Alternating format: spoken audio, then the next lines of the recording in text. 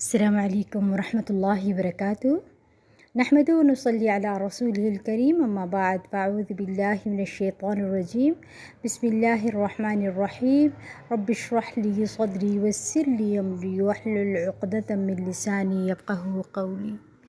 آج کا ہمارا موضوع ہے سیدہ ام رومان۔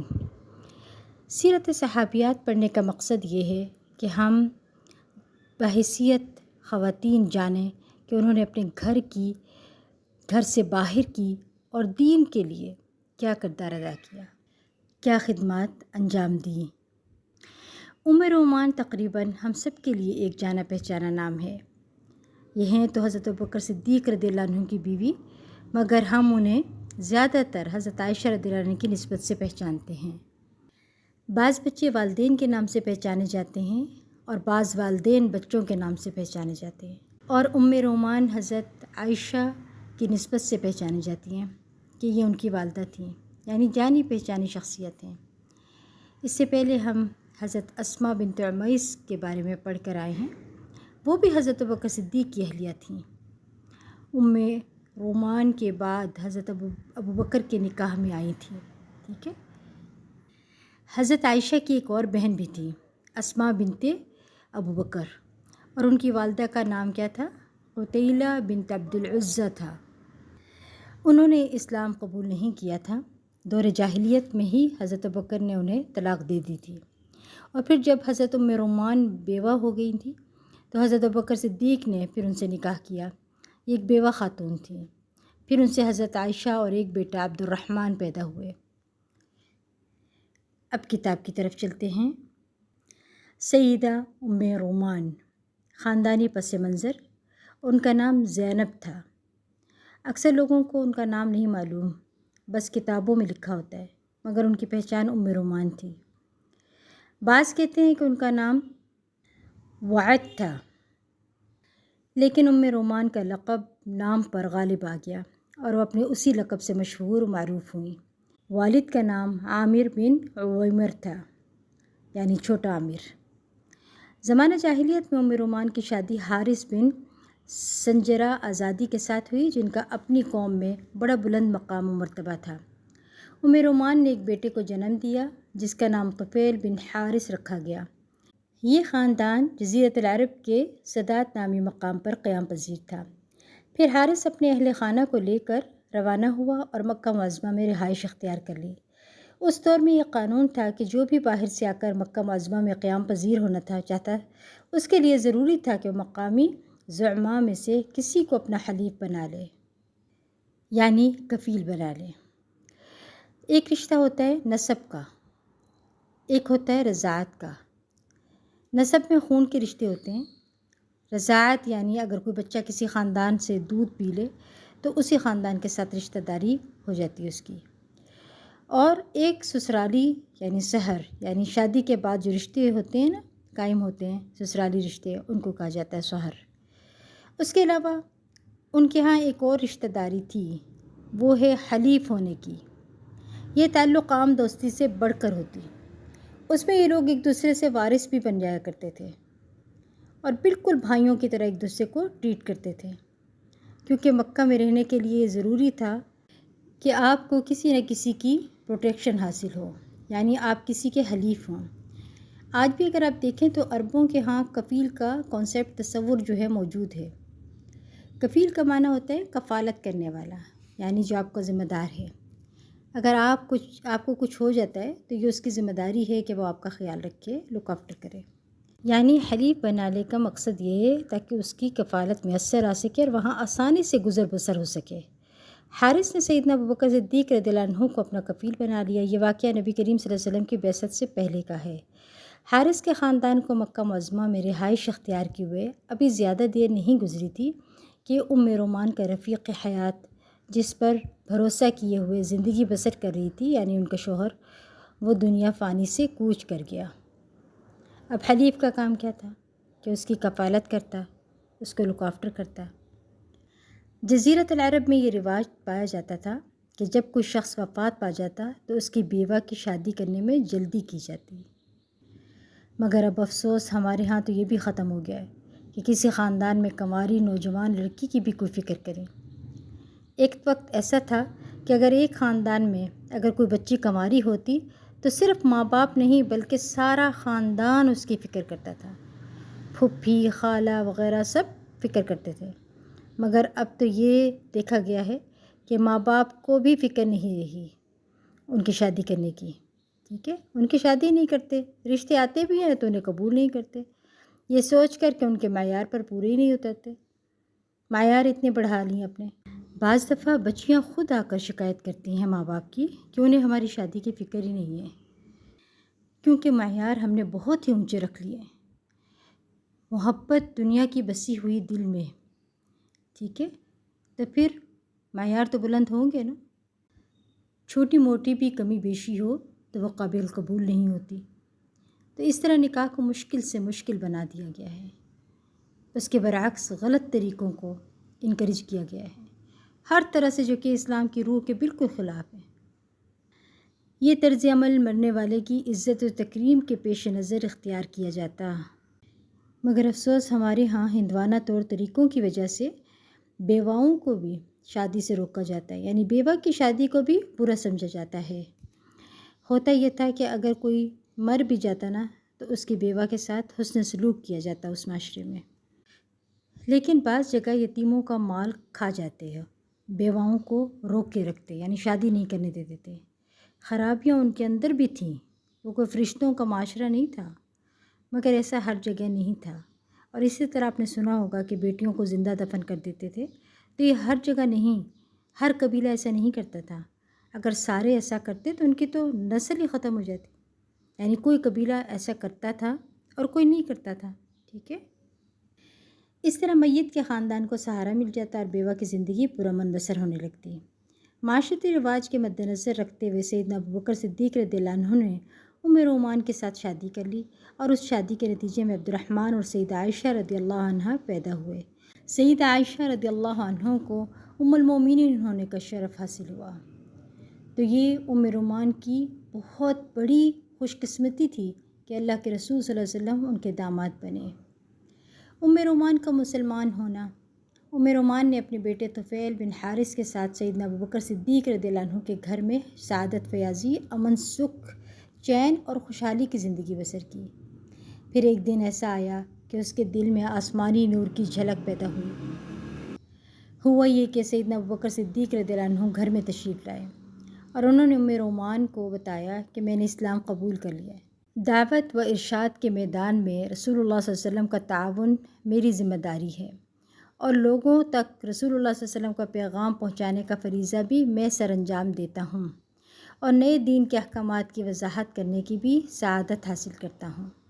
سیدنا ابوبکر صدیق رضی اللہ عنہ نے یہ محسوس کیا کہ دعوت کا آغاز اپنے قریبی رشتہ داروں سے کیا جائے، کیونکہ رشتہ داروں میں اعتماد کی فضا زیادہ ہوتی ہے۔ سیدنا ابوبکر صدیق رضی اللہ عنہ نے ام رومان کو اپنے نقش قدم پر چلنے کی دعوت دی، اور انہوں نے فوری طور پر قبول کر لیا، یعنی اس دعوت کو قبول کر لیا اور دائرہ اسلام میں داخل ہونے کی سعادت حاصل کر لی۔ حضرت ابوبکر کی یہ خوش قسمتی تھی کہ ان کی بیوی نے اسلام قبول کر لیا تھا، لیکن سیدنا ابوبکر صدیق رضی اللہ عنہ نے اپنی بیوی ام رومان سے کہا کہ ابھی اپنے مسلمان ہونے کا صیغہ راز جو ہے وہ رکھیں، کسی کو بتائیں نہیں۔ یہ صورتحال اس وقت تک رہے جب تک اللہ رب العالمین سازگار ماحول نہ پیدا کر دے۔ سیدنا ابوبکر صدیق رضی اللہ عنہ نے رسول اللہ صلی اللہ علیہ وسلم کو ام رومان کے اسلام قبول کرنے کا بتایا تو آپ بہت خوش ہوئے۔ رسول اللہ صلی اللہ علیہ وسلم کے اکثر و بیشتر سیدنا ابوبکر صدیق رضی اللہ عنہ کے گھر آمد و رفت تھی، کیونکہ گھر آپ کے لیے دوسرے گھروں کی نسبت زیادہ محفوظ و مامون تھا۔ ایک تو آپ صلی اللہ علیہ وسلم کے دوست تھے، اور دوسرا یہ کہ وہ پہلے اسلام لانے والے تھے۔ حضرت اسماء بھی مسلمان تھیں۔ حضرت عائشہ نے ایسے ہی ماحول میں یعنی آنکھ کھولی ہے، ٹھیک ہے۔ حضرت عائشہ کہتی ہیں کہ جب میں نے آنکھ کھولی تو میں نے دیکھا کسی دن صبح و شام حضور صلی اللہ علیہ وسلم ہمارے گھر نہ آئے ہوں، یعنی آپ کہتی ہیں کہ صبح و شام ان کے گھر آتے تھے، یعنی آپ صلی اللہ علیہ وسلم کا روز کا آنا جانا تھا ان کے گھر۔ آپ کو معلوم ہے نا کہ شوہر کا کون سا دوست روزانہ گھر میں آ جا سکتا ہے؟ جس کو بیوی ریکمنڈ کرے۔ اگر بیوی کی مرضی کے بغیر کوئی آ جائے تو وہ شور مچا دے گی نا، کہ ہمارے گھر روز کیوں آتا ہے، ایسے ہی ہوتا ہے نا ہمارے یہاں۔ نبی صلی اللہ علیہ وسلم ان کے گھر روز اس لیے جاتے کہ ان کا ایک مشن تھا، کیونکہ انہوں نے مل کر کام کرنا تھا، باہم مشورے کرنے ہوتے تھے، اور پھر بیوی کی مرضی اور تعاون بھی تھا۔ آپ دیکھیں کہ اگر بیوی کا تعاون نہ ہو تو شوہر کی زندگی بھی مشکل ہو جاتی ہے۔ ایک طرف حضرت خدیجہ تھیں جو اپنے شوہر کی مددگار تھیں، اور ادھر حضرت ام رومان تھیں جو اپنے شوہر کی مددگار تھیں۔ سبحان اللہ۔ تو گویا ابتدائی دور میں اتنا بڑا کام جن لوگوں نے آگے بڑھایا وہ اپنی فیملیز کو ساتھ لے کر چلے، خواتین اور بچے مددگار تھے، سب نے مل کر دین کے کام کو آگے بڑھایا۔ بہرحال رسول اللہ صلی اللہ علیہ وسلم جب تشریف لاتے تو دونوں وفاق کے پیکر میاں بیوی وفور شوق سے خوش آمدید کہتے۔ رسول اللہ صلی اللہ علیہ وسلم کی تشریف آوری سے گھر میں بہار آ جاتی، فضائیں جھومنے لگتیں، گھر کے آنگن میں مسرت و شادمانی کا ہون برسنے لگتا۔ اس طرح ام رومان کا گھر اس اعتبار سے بڑا بابرکت ثابت ہوا کہ اس میں سب سے پہلے قرآنی آیات کی تلاوت ہوئی اور اسلام کا جھنڈا لہرایا، بلکہ یہ گھر ایسا روشندان بنا جس سے اسلام کی دعوت کے انوار ہر سو پھیلنے لگے۔ ازدواجی ذمہ داری یعنی بیوی کی حیثیت سے ذمہ داری۔ سیدہ ام رومان رضی اللہ عنہا اپنے خامند کی بہترین معاون ثابت ہوئی، اور سیدنا ابوبکر صدیق رضی اللہ عنہ اپنی بیوی کے لیے بہترین رفیق حیات ثابت ہوئے۔ ان دونوں سے بڑھ کر زیادہ سعادت مند کون ہو سکتا ہے، جن کے گھر میں اعلیٰ و ارفع، بہتر و برتر رسول مقبول صلی اللہ علیہ وسلم روزانہ قدم رنجہ فرماتے ہوں۔ ان کی خوش نصیبی کے کیا کہنے، جن کے گھر اللہ سبحانہ تعالیٰ کا بہتر و برتر فرشتہ وہی لے کر آتا ہو۔ حضرت ام رومان بہت معاون تھی اپنے شوہر کی۔ یہی وجہ ہے کہ ایک دن حضرت ابوبکر رضی اللہ عنہ کا جو ہے وہ واقعہ ہم سب سنتے ہیں کہ پورا گھر کا سارا پورا سامان لے کر چلے گئے تھے صدقہ دینے کے لیے۔ یاد ہے نا آپ سب کو یہ حدیث؟ تو 100% دین کا کام وہی لوگ کر سکتے ہیں جب باہم تعاون ہے۔ حضرت ابوبکر صدیق ہر جمعہ کو ایک غلام آزاد کرتے، اور یہ بیوی کی مرضی کے بغیر تو نہیں ہو سکتا تھا نا۔ تو اتنی معاون تھی اپنے شوہر کے ساتھ، سبحان اللہ۔ سیدہ ام رومان رضی اللہ عنہ کے کلمے کی سربلندی کے لیے بلا تاخیر کمر بستہ ہو جاتی، اور اس کے لیے ذاتی جدوجہد کے ساتھ بے دریغ مال و دولت بھی خرچ کرتی۔ وہ سیدنا ابوبکر صدیق رضی اللہ عنہ کو حوصلہ دیتے ہوئے اس کام پر آمادہ کرتی کہ وہ ان کمزور ناتواں غلاموں کو خرید کر آزاد کریں، جنہیں اسلام قبول کرنے کی پاداش میں طرح طرح کی سزائیں دی جاتی۔ وہ عموماً ان خرید کردہ غلاموں کو آزادی کی نعمت سے سرفراز کرنے کی سیدنا ابوبکر صدیق رضی اللہ عنہ کی ترغیب دلاتی رہتی۔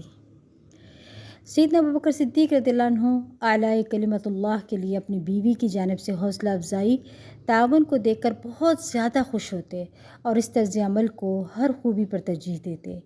سیدہ ام رومان رضی اللہ عنہ کو اس بات کا احساس تھا کہ اسلام نے اس پر گھر کے اندر اور باہر ازدواجی ذمہ داری کو نبھانے کا حکم دیا ہے۔ گھر کے اندر اس کے لیے ضروری ہے کہ وہ اپنے خامند کی ضروریات کا خیال رکھے اور اپنے بچوں کی تعلیم و تربیت پر پوری توجہ دے۔ یہ کیسی دلچسپ صورتحال ہے کہ گھر میں ایک تر و تازہ کلی پرورش پا رہی ہے، جسے سیدہ عائشہ رضی اللہ عنہا کے نام سے یاد کیا جاتا، جو آگے چل کر ام المومنین کا اعلیٰ و ارفع اعزاز حاصل کرنے والی ہے، جس کی مہک پوری دنیا میں پھیلنے والی ہے۔ گھر سے باہر رسول اللہ صلی اللہ علیہ وسلم اور اپنے خامند سیدنا ابوبکر صدیق رضی اللہ عنہ دشمنان اسلام کی طرف سے ملنے والی تکالیف پر ان دونوں کو دلاسا دیتی، ان کے حوصلے بڑھاتی تاکہ ظالموں اور شر پسندوں کی ریشہ دوانیوں کا دل جلمی سے مقابلہ کر سکیں، اور ان دشمنوں کی جانب سے پہنچنے والی تکالیف کو برداشت کر سکیں۔ حبیب کبریا صلی اللہ علیہ وسلم کے ساتھ رشتہ داری۔ سیدہ ام رومان رضی اللہ عنہا کو یہ جان کر بہت زیادہ خوشی ہوئی کہ رسول اللہ صلی اللہ علیہ وسلم اسے اپنی خوش دامن بنانے کی دلی رغبت رکھتے ہیں، اور آپ صلی اللہ علیہ وسلم اس کی اکلوتی و لاڈلی بیٹی سیدہ عائشہ رضی اللہ عنہا کے ساتھ رشتہ ازدواج میں منسلک ہونے کا ارادہ رکھتے ہیں۔ اے خاندان ابوبکر، اس سے بڑھ کر خیر و برکت تم پر اور کون سی نازل ہو سکتی ہے؟ اس سے بڑھ کر فضل و شرف اور کیا ہو سکتا ہے؟ اس سے بڑھ کر تم کیا عزت پا سکتے ہو؟ اس سے بڑھ کر تمہیں اور کیا اعزاز مل سکتا ہے؟ تمہیں یہ شرف مبارک ہو کہ رب العزت نے 7 آسمانوں کے اوپر سے حکم دیا، اس نے اپنے سفیر سیدنا جبرائیل علیہ السلام کو وحی دے کر بھیجا کہ اپنے رسول مقبول صلی اللہ علیہ وسلم کو اس بابرکت شادی کی اطلاع دے دے۔ اے ام رومان، ذرا بتاؤ تو صحیح، تمہارے لیے اور تمہارے جلیل القدر خاوند کے لیے اس سے بڑھ کر عزت افزائی اور کیا ہو سکتی ہے کہ اللہ رب العالمین نے اپنی ساری مخلوق میں سے بے مثال شخصیت کو تمہارا داماد بنانے کے لیے تمہیں پسند کیا۔ تیری قسمت کے کیا کہنے، تمہیں بہت بڑی سعادت مند خوش دامن ہونے کا شرف حاصل ہوا۔ تمہیں اس سعادت پر ناز کرنا چاہیے کہ تمہاری بیٹی کو ام المؤمنین بننے کی سعادت حاصل ہوئی اور تمام ازواج مطہرات پر فوقیت لے جانے کا شرف بھی حاصل ہوا۔ یہ بات تاریخی اعتبار سے بالکل صحیح ہے کہ رسول اللہ صلی اللہ علیہ وسلم کی سیدہ عائشہ رضی اللہ عنہا کے ساتھ شادی ہجرت سے پہلے مکہ معظمہ میں ہوئی اور رخصتی ہجرت کے بعد ماہ شوال کو مدینہ منورہ میں ہوئی، لیکن بابرکت ہجرت کا واقعہ کس طرح اور کب پیش آیا؟ تو سنیے، مدینہ منورہ کی طرف ہجرت۔ جب اللہ سبحانہ تعالیٰ نے اپنے پیارے رسول مقبول صلی اللہ علیہ وسلم کو مدینہ منورہ کی طرف ہجرت کا حکم دیا تو آپ سیدنا ابو بکر صدیق رضی اللہ عنہ کو بتانے کے لیے ان کے گھر تشریف لے گئے۔ انہوں نے آپ کے ساتھ سفر ہجرت پر جانے کی خواہش کا اظہار کیا۔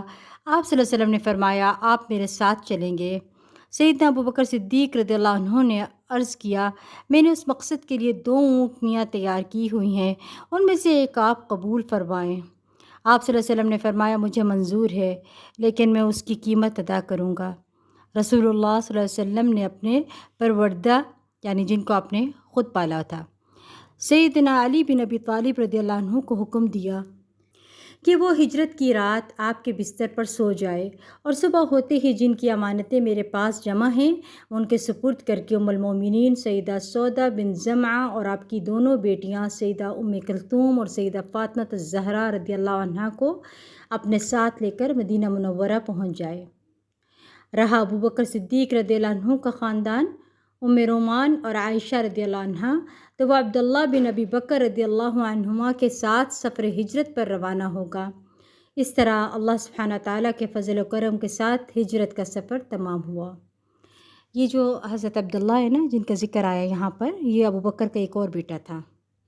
مدینہ منورہ میں رسول اللہ صلی اللہ علیہ وسلم نے مسجد نبوی اور اس کے ساتھ ملحق امہات المومنین کی رہائش کے لیے حجرے تعمیر کرنے کا حکم دیا۔ سیدہ ام رومان رضی اللہ عنہا نے ہجرت کے بعد جب مدینہ منورہ میں رہائش اختیار کر لی تو ان کے ذہن میں یادوں کی بارات محو سفر ہوئی۔ ان کے خیال میں پہلے خاوند کی رفاقت اور اس کے ساتھ مکہ معظمہ کی طرف منتقل ہونا، وہاں پہلے خاوند کی وفات، اس کے بعد سیدنا ابو بکر صدیق رضی اللہ عنہ کے ساتھ رشتہ ازدواج میں منسلک ہونا، پھر دائرہ اسلام میں داخل ہونا، پھر اللہ رب العالمین کی منشا کے مطابق سید المرسلین صلی اللہ علیہ وسلم کا داماد بننا۔ یہ تمام خیالات یک کے بعد دیگرے ان کے ذہن میں رقص گنا ہوئے اور وہ اپنے آپ کو اس حوالے سے سعادت مند سمجھنے لگیں کہ اللہ رب العالمین نے ان تمام نوازشات کے لیے اس کا انتخاب کیا ہے۔ یعنی شکر گزار ہونا بہت بڑی نعمت ہے۔ بس یہاں تک، پھر ہم چلتے ہیں صفحہ نمبر 43 پہ۔ آپ لوگوں کو واقعہ افک یاد ہوگا کہ جب آپ صلی اللہ علیہ وسلم کے ساتھ ایک غزوہ پر حضرت عائشہ گئی تھیں، آپ صلی اللہ علیہ وسلم کو عادت تھی کہ جب بھی جاتے تھے نا تو قرہ ڈالتے تھے اور جس بیوی کے نام قرہ نکلتا تھا ان کو ساتھ لے کر جاتے تھے۔ اس غزوہ میں حضرت عائشہ کا جو ہے نام نکلا اور وہ ان کے ساتھ چلے گئے، ٹھیک ہے۔ تو راستے میں ان کو جب واپس آ رہے تھے تو ان کو حاجت محسوس ہوئی تو وہ چلی گئیں حاجت کے لیے، اور وہاں جب گئیں تو ان کا ہار گر گیا وہاں پر، ٹھیک ہے۔ اور پیچھے سے جو ہے نا وہ حضرت آپ صلی اللہ علیہ وسلم اور ان کے جو صحابہ کرام تھے وہ حوش کو لے کر، یعنی ہودے کو لے کر وہاں سے چلے گئے، ٹھیک ہے، کیونکہ وہ اتنی ہلکی تھیں پتہ ہی نہیں چلتا تھا کہ اس میں ہیں کہ نہیں ہے، ٹھیک ہے۔ تو وہ وہاں سے چلے گئے، مدینہ کی طرف روانہ ہو گئے۔ حضرت عائشہ جب واپس اپنا ہاتھ ڈھونڈتی ڈھونڈتی واپس آ کر دیکھا کوئی بھی نہیں ہے، تو ماشاءاللہ یہ سمجھدار تھیں، یہ وہاں پہ ٹھہر گئیں اور ٹھہر کے انتظار کرنے لگیں۔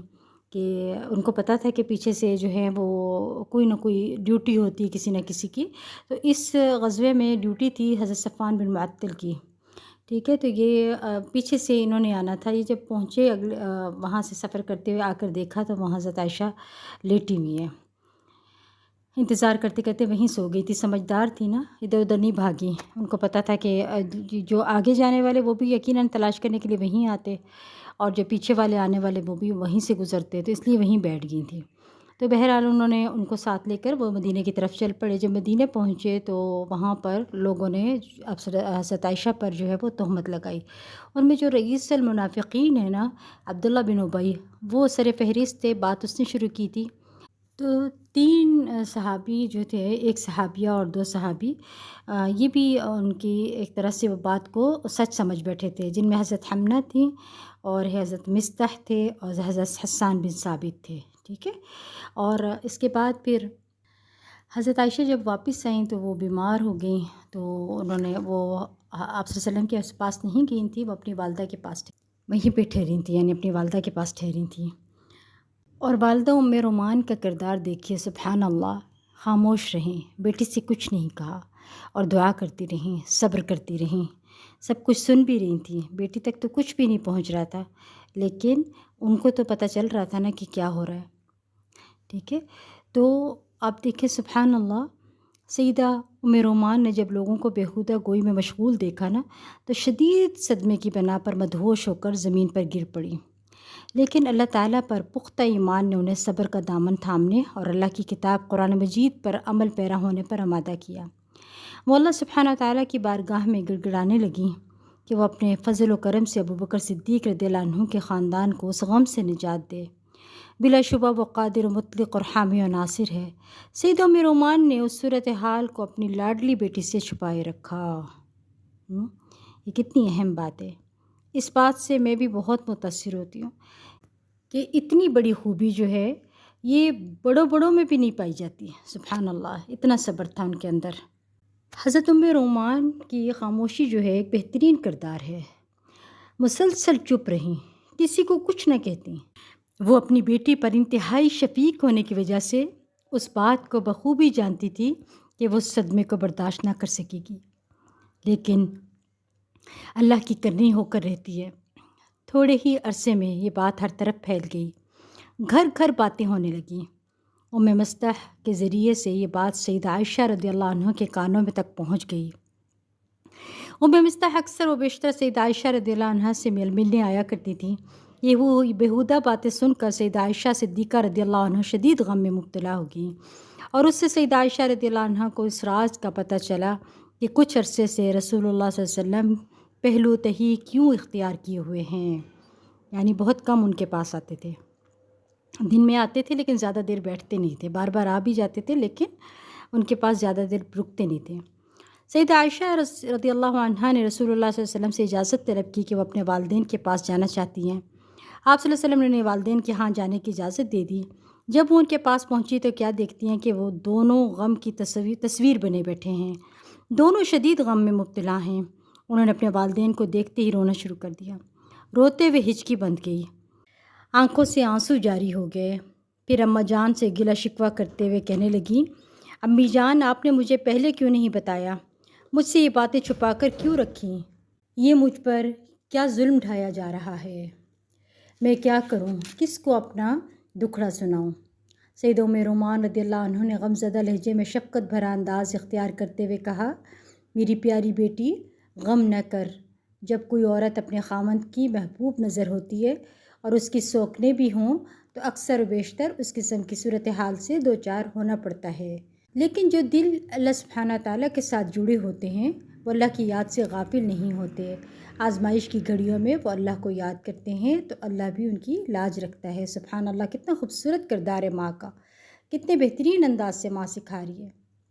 مسلمانوں کے گھروں میں سے کسی مسلمان کا گھر جس میں رہنے والوں کے دل نور ایمان سے منور ہوں، سیدنا ابوبکر رضی اللہ عنہ کے خاندان کے گھر سے بڑھ کر نہ ہوگا، کیونکہ اس گھر سے ہدایت کی شعاعیں تمام گھروں کی طرف سفر کرتی تھیں۔ سیدنا ابوبکر صدیق رضی اللہ عنہ کے دل سے دوسرے لوگوں کے دل نور ایمان کی دولت سے فیضیاب ہوتے تھے۔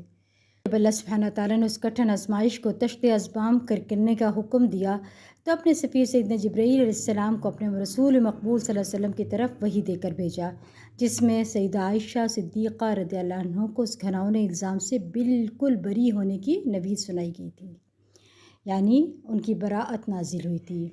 حضرت عائشہ کہتی ہیں کہ میں یہ سوچ بھی نہیں سکتی تھی کہ اللہ سبحانہ تعالیٰ اس طرح سے میرے حق میں جو ہے میری براءت نازل کر کے اتنی آیات نازل کریں گے، سبحان اللہ۔ آپ دیکھ رہے ہیں مسلسل ان کی والدہ چپ ہیں، ان کو حوصلہ دیتی ہے لیکن چپ ہیں۔ ہمیں چپ کیوں نہیں لگتی؟ ہم کیوں ہر بات کو لے کر وہ آگے سے آگے پہنچاتے ہیں، سچی ہو یا نہ ہو فوراً دوسروں تک پہنچاتے ہیں۔ تمہیں پتہ ہے فلاں کیسا ہے، فلاں کے ساتھ کیا ہوا، میں نے فلاں کے بارے میں کیا سنا، کبھی اپنی باتیں، کبھی اپنے شوہر کی باتیں، کبھی اپنے بچوں کی باتیں، کبھی ارد گرد کے لوگوں کی باتیں، کبھی سسرال والوں کی باتیں، یعنی کہ ہمیں چین ہی نہیں ہے، مسلسل بولے چلے جاتے ہیں۔ اور وہ کتنا خوبصورت جو ہے وہ خاموشی کا ایک بہترین کردار، اور اللہ سبحانہ تعالیٰ پھر ان کی برات بھی کیسے نازل فرماتے ہیں۔ اور آپ دیکھیں ہم جو باتیں کر رہے ہوتے ہیں آگے پہنچاتے ہیں، اس کی کوئی دلیل بھی نہیں ہوتی اور وہ بات کیسے پھیلتی جاتی ہے۔ کچھ لوگ تو پیسہ کمانے کے لیے بھی ایسا کرتے ہیں اور وہ نیوز میں سچی جھوٹی ساری خبریں دیتے ہیں اور پھر دنیا بھر کے لوگ اس پر تبصرہ بھی کرتے رہتے ہیں۔ اور یہاں دیکھیے سب چپ ہیں، کوئی دفاع نہیں کر رہے اپنی بیٹی کا اور نہ ہی کسی اور کو برا بھلا کہہ رہے ہیں۔ جیسا کتنا خوبصورت کردار ہے، جو شخص اس قابل ہو جائے کہ اپنے اندر کے جذبات کو اپنے اندر بند کر لے اور اپنے منہ کو تالا لگا دے، لاک کر دے، تو وہ کتنا کامیاب ہو جائے، مگر ایسا نہیں ہوتا۔ اور اب بات کرتے ہیں اور پھر کہتے ہیں کسی کو بتانا نہیں، وہ آگے بات کرتا ہے پھر وہ کہتا ہے کسی کو بتانا نہیں، وہ بات چلتی ہی رہتی ہے، منہ بند نہیں ہوتے، سبحان اللہ۔ جب نزول وحی کا کام تمام ہوا تو رسول اللہ صلی اللہ علیہ وسلم خوش و خرم جلدی سے خوشخبری سنانے کے لیے سیدہ عائشہ صدیقہ رضی اللہ عنہ کی طرف لپکے۔ پاکیزہ اور صاف ستھرا خانہ نبوی مسرت و شادمانی سے بھر گیا۔ اسی طرح سیدنا ابوبکر صدیق رضی اللہ عنہ اور دیگر تمام مسلمانوں کے گھروں میں مسرت و شادمانی آ گئی اور افتراء پردازوں کے چہروں پر ذلت و رسوائی کی سیاہی نمودار ہونے لگی۔ سب شرمندگی سے اپنی بغلیں جھانکنے لگے۔ کہا یہ جاتا ہے کہ غزوہ حنین کے دوران میں سیدہ ام رومان رضی اللہ عنہ قضاء الہی سے وفات پا گئی تھی۔ یہاں یہ پتہ چلتا ہے کہ یہ آپ صلی اللہ علیہ وسلم کی زندگی میں فوت ہوئی ہیں، مگر دوسری روایات سے ہمیں پتہ چلتا ہے کہ آپ صلی اللہ علیہ وسلم کی زندگی میں فوت نہیں ہوئی تھیں، ٹھیک ہے۔ چند باتیں اور جو ام رومان کی شخصیت سے متعلق ہیں اور پھر ان کے اولاد کے متعلق ہیں۔ یہ دو چیزیں ایک عورت کی شخصیت کو نمایاں کرتی ہیں کہ وہ خود کیا ہے اور بچے کیسے ہیں۔ پہلی خوبی یہ تھی کہ ام رومان کی کہ وہ شوہر کے مشورے کے بغیر کوئی کام نہیں کرتی تھی۔ یہ عورت کی بہت بڑی خوبی ہوتی ہے کہ خاوند سے مشورہ کرے۔ اور پھر دوسری خوبی یہ تھی کہ ابوبکر کی غیر موجودگی میں ان کے مہمانوں کا بہت خیال رکھتی تھی، بحیثیت ایک ماں کے بہت بہترین تھی۔ حضرت عائشہ کہتی ہیں کہ جب سے میں نے ہوش سنبھالا اپنے والدین کو دین پر چلنے والا پایا۔ صحیح بخاری کی روایت ہے، حضرت عائشہ کہتی ہیں کہ میری عمر 6 سال تھی جب نبی صلی اللہ علیہ وسلم سے میرا نکاح ہوا۔ ہجرت کر کے ہم مدینہ آئے، مجھے بخار چڑھا اور میرے سر کے بال گر گئے، کانوں تک رہ گئے۔ پھر میں اپنی چند سہیلیوں کے ساتھ جھولے میں بیٹھی ہوئی تھی، میری والدہ ام رومان میرے پاس آئیں اور زور سے آواز دی اور میں ان کے پاس چلی گئی۔ انہوں نے میرا ہاتھ پکڑ کر ایک مکان کے اندر دروازے میں کھڑا کر دیا، یعنی ایک مکان کے دروازے میں کھڑا کر دیا۔ میرا سانس پھول رہا تھا، جب دم میں دم آیا تو انہوں نے پانی لے کر میرے منہ اور سر پر ہاتھ پھیر دیا، یعنی صاف کر دیا۔ پھر مکان کے اندر لے گئیں۔ میں نے وہاں پر دیکھا کہ کچھ انصار کی عورتیں آئی ہوئی ہیں۔ انہوں نے کہا کہ خیر اور برکت کے ساتھ آؤ۔ پھر میری ماں نے مجھے ان کے حوالے کر دیا۔ پھر دوپہر کے وقت حضور صلی اللہ علیہ وسلم تشریف لائے اور مجھے آ کر دودھ کا پیالہ پیش کیا، یعنی دودھ پیا، یعنی یوں حضرت عائشہ رضی اللہ عنہ کی رخصتی ہو گئی۔ چلتے چلتے وہ جھولے میں بیٹھی ہوئی تھی، کتنی آسان شادی تھی، اور ہمارے ہاں سالوں میں تیاری کا کام مکمل نہیں ہوتا۔ ہم اللہ کا خوف چھوڑ کر لوگوں کے خوف کی وجہ سے کتنا اسراف کرتے ہیں، کتنا وقت لگاتے ہیں اور کتنا پیسے کا جو ہے وہ غلط استعمال کرتے ہیں۔ اللہ تعالیٰ ہم سب کو معاف کرے، اللہ ہدایت دے، اور اللہ سبحانہ وتعالیٰ ہمیں سنتوں پر عمل کرنے والا بنائے۔ جیسے نکاح آسان تھے، اللہ توفیق دے ہم سب کو کہ ہم اپنے بچیوں اور بچوں کے بھی اسی طرح آسان نکاح کریں۔ اور اس واقعے سے یعنی ام رومان کے اس قصے سے، ان کے بارے میں، ان کی شخصیت کے بارے میں، ان کی سیرت سے ہم نے جو سیکھا وہ یہ کہ وہ بہترین بیوی تھیں، بہترین ماں تھیں، اور بہت ہی صابر تھیں۔ یعنی کوئی بھی پریشانی، دکھ، تکلیف آ گئی، اتنی بڑی بات کہ بیٹی پر تہمت لگ گئی، لیکن انہوں نے کوئی واویلا نہیں کیا، کوئی شور نہیں مچایا، کوئی لوگوں کو جا کے دکھ نہیں سنائے۔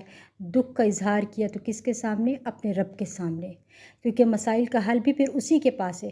حضرت ابوبکر صدیق کو دیکھیں، رسول اللہ صلی اللہ علیہ وسلم کا کردار سب کو دیکھیں آپ، سب نے صبر کا دامن پکڑا، اور اللہ سبحانہ تعالیٰ نے آسمان سے جو ہے وہ ان کی برات کو نازل کیا۔